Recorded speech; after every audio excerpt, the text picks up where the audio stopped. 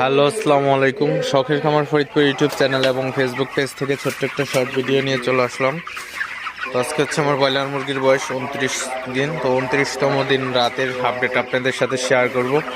তো ভিডিওটিকে স্কিপ না করে অবশ্যই শেষ পর্যন্ত দেখবেন এবং যারা ইউটিউব চ্যানেল থেকে দেখতেছেন অবশ্যই চ্যানেলটি সাবস্ক্রাইব করে দিবেন, ভিডিওটি লাইক করে দিবেন, কমেন্ট করে দিবেন এবং শেয়ার করে অন্য ভাইদের দেখার সুযোগ করে দিবেন।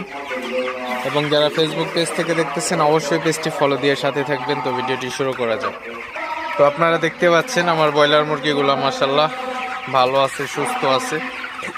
তো ব্রয়লার মুরগিকে রাতে হচ্ছে আমি তাড়ানোর জন্য ঘরের মধ্যে ঢুকলাম। তো মুরগিগুলো দেখতে পাচ্ছি মাশাআল্লাহ খুবই ভালো আছে, আসলে খাবারটাও খুবই ভালো খাইতেছে। তো শেষ সময় আজকে 29 দিন বয়স।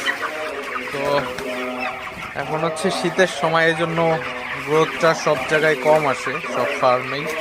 তো তারপরেও আমার মুরগিগুলা কিন্তু গ্রোথটা খুবই ভালো আছে। তো খাবার অনুযায়ী গ্রোথটা খুবই ভালো আছে এখন পর্যন্ত। তো মুরগিগুলো আপনারা দেখতে পাচ্ছেন বড় হয়ে গেছে, তো প্রায় 2 কেজি সাইজ হয়ে গেছে। তো কালকে আপনাদের সাথে ওজনটা মেপে শেয়ার করব।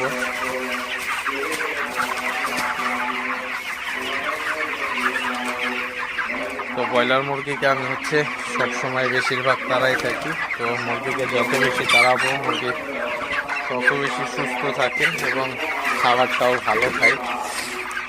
আপনাদের সাথে একটু শেয়ার করতেছি আসলে রাতের আসলে কী অবস্থায় মুরগিগুলো থাকে আমার। তো ঘরের মধ্যে কিন্তু আমি 1800 ওয়াট বাল্ব ব্যবহার করছি। তো ঘরের মধ্যে কিন্তু ঢুকলে আসলে গরম অনুভূতি হয়। তো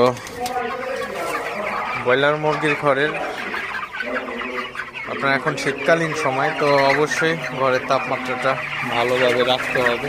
তো তাপমাত্রা ভালোভাবে না রাখলে কিন্তু আপনার মুরগি অসুস্থ হয়ে যাবে। তো অবশ্যই এই জিনিসগুলো আপনাদের খেয়াল রাখতে হবে। অবশ্যই মুরগির ঘরের তাপমাত্রাগুলো আপনাদের ঠিকঠাক রাখতে হবে। তো প্রপার যদি তাপমাত্রাটা আপনি না রাখতে পারেন সেক্ষেত্রে মুরগি অসুস্থ হয়ে যাবে। তো আপনারা অবশ্যই এই জিনিসগুলো একটু খেয়াল রাখবেন। তো আপনাদের সাথে জাস্ট একটু শেয়ার করলাম মুরগির।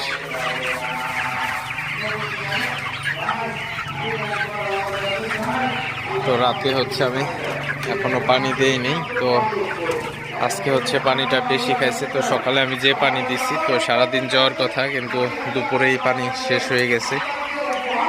তো এজন্য হচ্ছে রাতে একটু দেরি করে দিব, যাতে সকালবেলায় সারা রাত যে পানি দেব রাতে